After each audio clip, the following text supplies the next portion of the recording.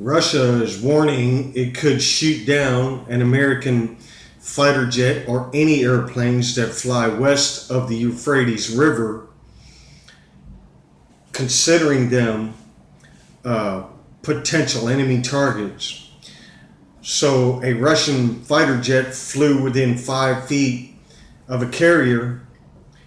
An American fighter jet shot down a Syrian warplane, and an American fighter jet just shot down an Iranian drone.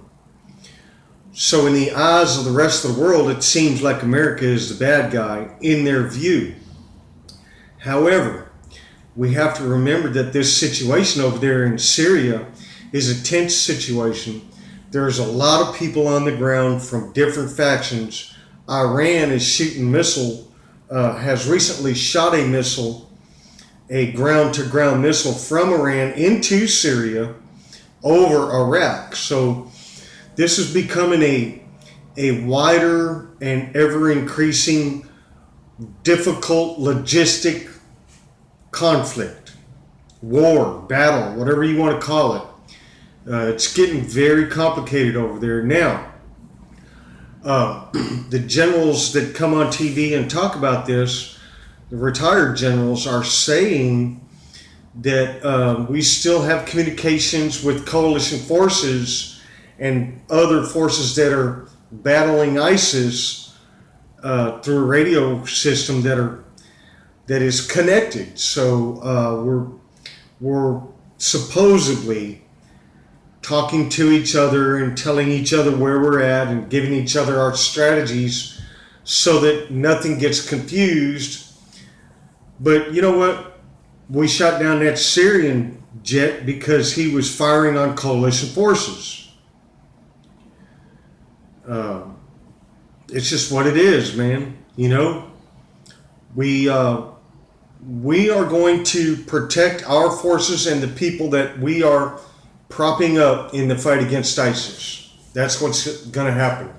Now, we've got Iranians over there supposedly fighting ISIS. We've got Russians over there supposedly fighting. We've got Americans over there fighting ISIS. We've got, all kinds of different factions and people over there. There's probably 14 different factions in the area.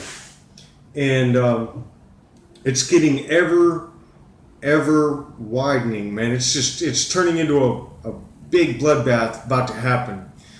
And that's my view on that, so could we end up in a proxy war with Russia? Maybe.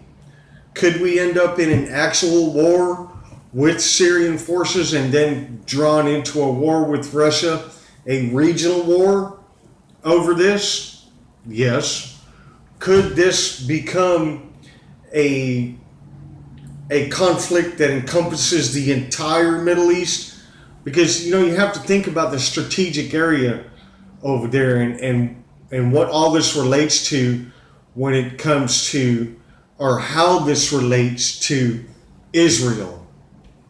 This conflict may not be about Israel, but where are all these places strategically set against Israel, if you're looking at it from that point of view? Very, very complicated situation over there right now. So I hope you enjoyed this little tidbit of news. I'm sure you guys are trying to stay up on it just like I am. I'll give you guys periodic reports on the situation if anything drastic happens. My name is Johnny Jetrod. Thank you, America.